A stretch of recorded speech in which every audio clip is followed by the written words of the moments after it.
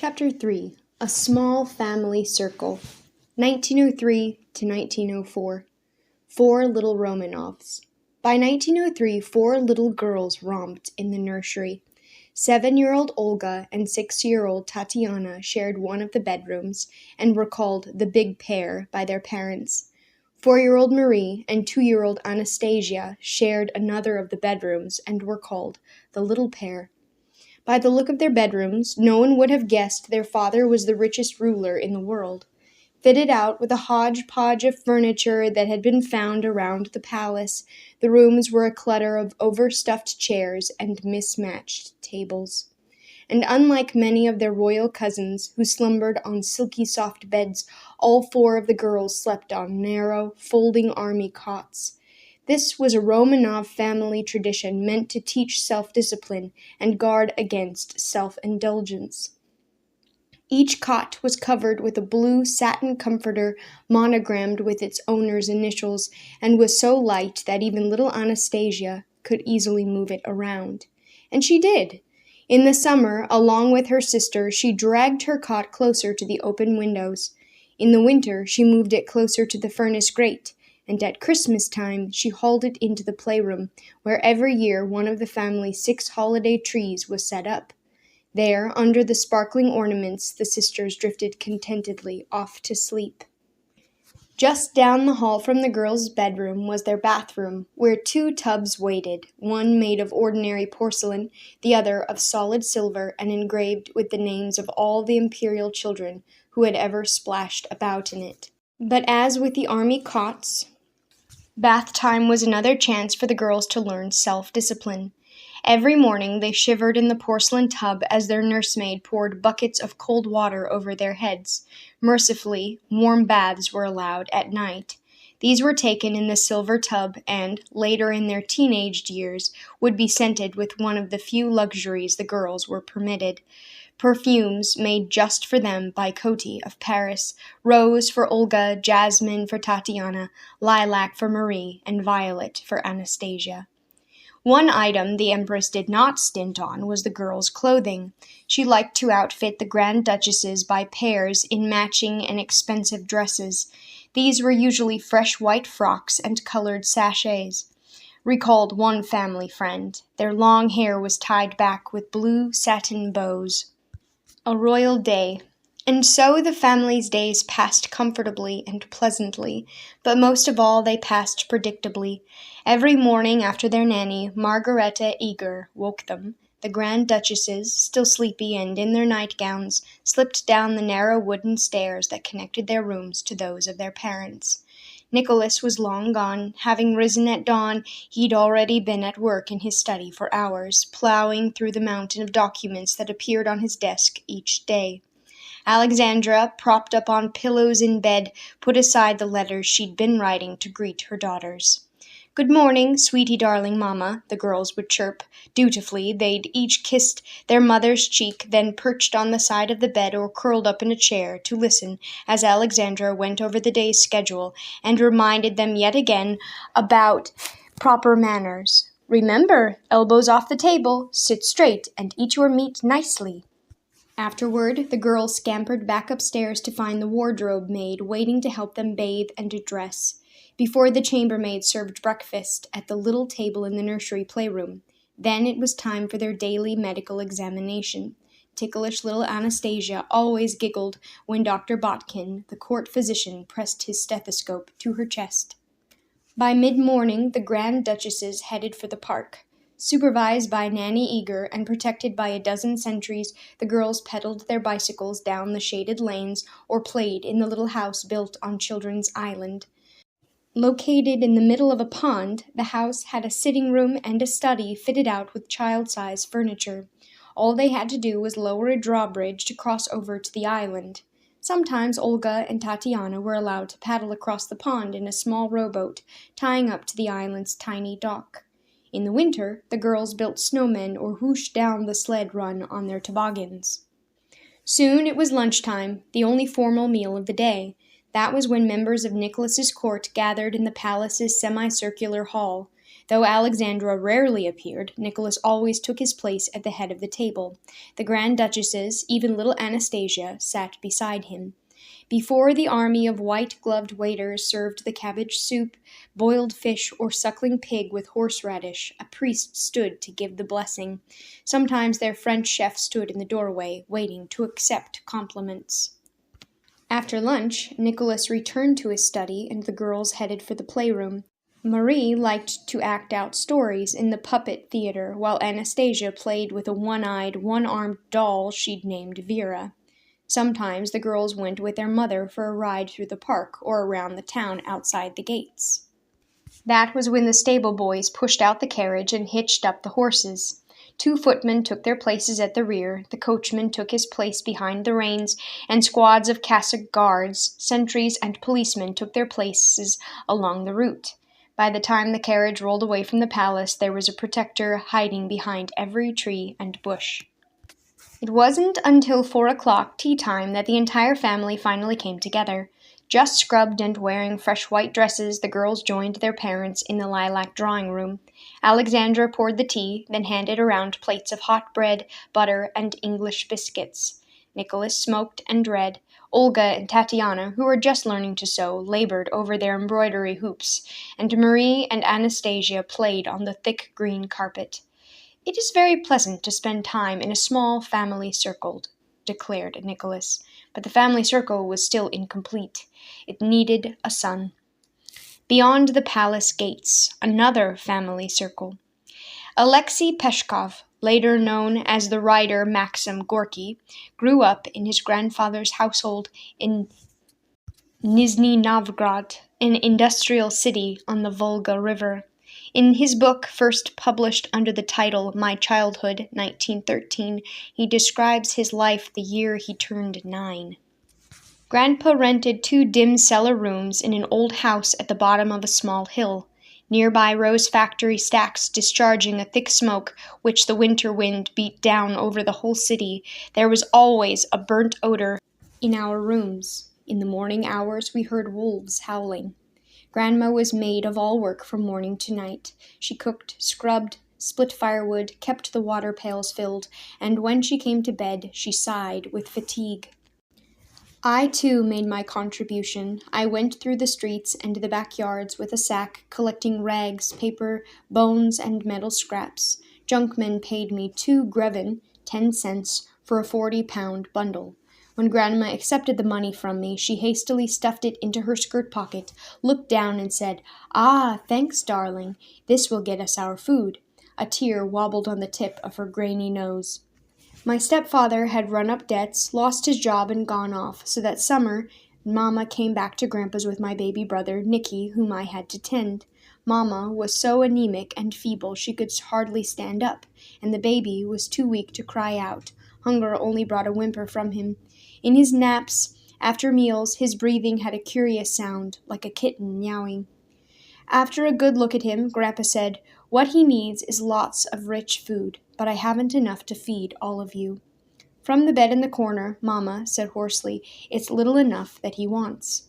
A little here and a little there makes a heap." Then to me, with a wave of his hand, he said, "Nicky needs the sun. Take him outside." I did, as Grandpa advised. I felt an immediate attachment to my brother. I felt he understood everything I was thinking. The little one held out his hands to me with a shake of his little white head. His scanty hair was almost gray, and there was a sage and elderly expression in his tiny face. The yard was small, foul, and gave off sharp scents of decay. Next door there was a place where cattle were butchered, and the bellow of calves was succeeded by the odor of blood, which hung in the air like a transparent purple web. When a beast bellowed, Nick would blink, his lips would puff out in attempted mimicry, but all he could do was blow out a phew. At noon, Grandpa would announce, "Dinner." He saw the child's feeding. He took him on his knee, pushed bits of bread and potatoes into his mouth, and the dribble covered Nicky's thin lips and pointed chin. After the child had taken a little food, Grandpa would raise the baby's shirt, prod the swollen abdomen, and consider aloud, "Has he had enough? Does he have to have any more?" And from the dark corner would come Mama's voice, "See how he's going after the bread?" Little fool, how could he know how much he needs? But he gave Nick another morsel. This feeding made me feel ashamed. I always felt a sickening lump in my throat. That's all, Grandpa would conclude. Give him to his mother. I lifted Nicky, who whimpered and reached his hands toward the table. Mother, painfully raising herself, advanced towards me, holding out her dreadfully emaciated arms, dry and long and thin, like boughs off a Christmas tree. The end came on a Sunday in August about noon. My stepfather had just come back to town and gotten a job. Grandma had brought Nicky to him. Mamma was to be moved there in a few days. "Some water," Mamma called. I brought her a cup, and struggling to raise her head, she drank a little. Slowly her long lashes closed over her eyes, and a shadow invaded her face, occupying her every feature. How long I stood at my mother's deathbed, I don't know. I stood there, holding the cup, watching her face turn gray and cold.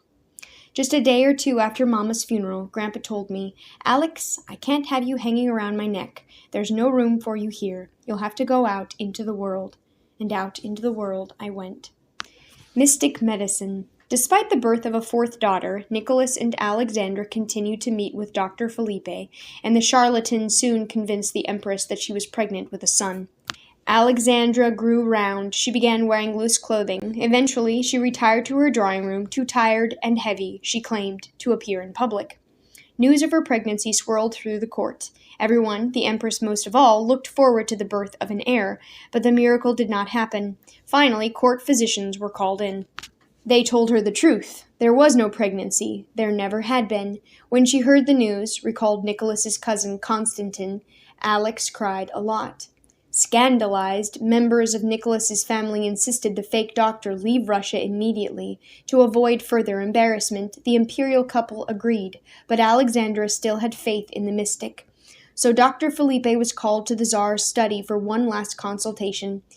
With the curtains closed tight and just a single candle flickering, the mystic took Alexandra's hand. Their wish for a son would be gratified, he told them, if and only if she prayed to Seraphim of Sarov. Seraphim, a holy man who had lived years earlier, was remembered by common people as a miracle worker. But were the stories true? Orthodox church officials, hoping to declare Seraphim a saint, had been searching for evidence of these miracles, but they had found nothing conclusive. Dr. Felipe now suggested the imperial couple step in on Seraphim's behalf. "Make him a saint," he urged. Then he bent down and whispered the rest of his instructions into Alexandra's ear. Eager to fulfill the mystic's instructions, Nicholas called in church officials. He commanded them to declare Seraphim a saint, but the churchmen refused. "Saints are not made simply because the Tsar orders it," they said. "Everything is within the emperor's province," Alexandra replied in a steely voice. "He could even send certain Orthodox officials to jail." The officials understood. They hastily declared Seraphim a saint, and so, in July 1903, Nicholas and Alexandra traveled to Seraphim's hometown of Sarov in southeast Russia for the canonization ceremony. Publicly, they visited churches and marched in holy processions, but privately, in the dead of night, Alexandra followed a winding path through the deep forest to a spring said to be the source of Saint Seraphim's healing powers. Following Dr. Felipe's whispered instructions, she lowered herself into its moonlit waters and prayed for a son. Just 3 months later, an overjoyed Alexandra learned she was pregnant. She was convinced it was because of Dr. Felipe. He had interceded with the Almighty on her behalf, and God had blessed her. This event cemented her belief in mysticism. From now on, she would blindly throw open the palace doors to many a strange or shady character who claimed to have holy powers. "Someday you will have another friend like me who will speak to you of God," Dr. Felipe had also whispered to her that night in Nicholas's study. Alexandra looked forward to that day. The heir. On August 12, 1904, as the imperial family was sitting down to lunch, Alexandra suddenly felt pains. She rushed to her bedroom. Just 1 hour later, she gave birth to an 8-pound baby boy. Wrote Nicholas in his diary, "A great never-to-be-forgotten day when the mercy of God visited us so clearly." The celebratory cannons began, 300 salvos this time. Across Russia, bells rang and flags waved. In village churches and city cathedrals, special Thanksgiving services were held where jubilant Russians packed the pews. His Imperial Highness Alexei Nikolaevich, sovereign heir Tsarevich, Grand Duke of Russia, looked like a healthy baby. Court official A.A. Masalov recalled the first time he saw him. The baby was being given a bath. He was lustily kicking out in the water. Plucking the infant from the tub, the Tsar dried him off and held him up. There he was, said Masalov, naked, chubby, rosy, a wonderful boy. But just 6 weeks after his birth, Alexei started bleeding from the navel. In his diary, a worried Nicholas wrote, "A hemorrhage began this morning without the slightest cause. It lasted until evening. The child was remarkably quiet and even merry, but it was a dreadful thing to have to live through such anxiety." The bleeding continued on and off for the next 2 days. Then it stopped. But his parents' fears continued to grow. What was wrong with their boy? Hemophilia, the court physicians diagnosed. Alexei's blood did not clot properly. Even a minor cut could take hours or even days to stop bleeding. But the greatest danger came from minor blows that might or might not start a slow oozing blood beneath the skin that flowed for hours or even days into surrounding muscles and joints. This internal bleeding caused big purple swellings that pressed on Alexei's nerves.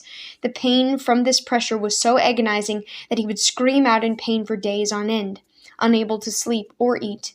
Relief came only when he fainted. This pressure, however, was his body's way of trying to slow the bleeding enough for a clot to form. Once this happened, the process of reabsorption would take place, the skin changing from purple to yellow to a normal color once again. The disease was and still is incurable. There was no effective treatment for hemophilia's symptoms as there is nowadays, and any episode meant weeks in bed. Far worse, every episode was life-threatening. If the bleeding did not stop, Alexei would die. The only way to prevent internal bleeding was to keep Alexei from getting bumped or bruised. He would never be allowed to ride a bike or climb a tree, play tennis with his sisters, gallop on a horse, or wrestle on the ground with the Tsar's collies. Instead, he would be watched carefully, kept from doing the things boys naturally did. His parents even appointed 2 sailors, Andrei Derivenko and Clementry Nagorny, to watch Alexei around the clock.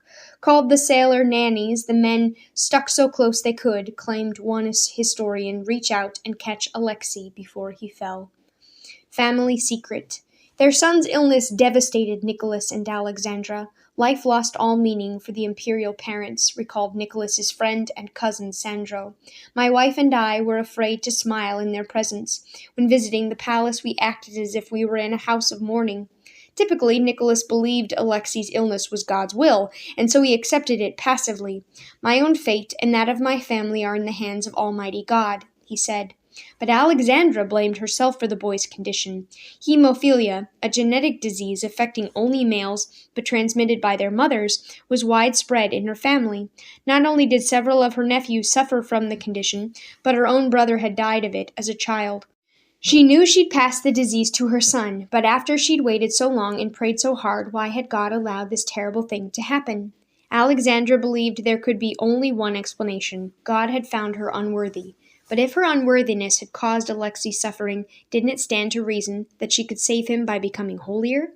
And so she began to pray longer and harder, spending hours on her knees in the palace chapel. She covered the walls of the nursery and even baby Alexei's crib with hundreds of icons and religious images. She begged God to heal her son. Until God granted that miracle, however, she and Nicholas chose to keep their boy's condition a secret. There would be no public announcement. Instead, doctors and servants were ordered to remain silent, and the word hemophilia was banned from palace use. Life at court became even narrower. The family, fearing their heir's condition would be discovered and talked about, rarely went out into public, and only a few family members and close friends were invited in. Convinced Alexei's illness was a threat to the Tsar's regime, they withdrew completely into the protective bubble of Tsarskoye Selo. Little did they know that the real danger to Nicholas's throne was not Alexei's hemophilia. It was the dark clouds of social unrest gathering across his empire.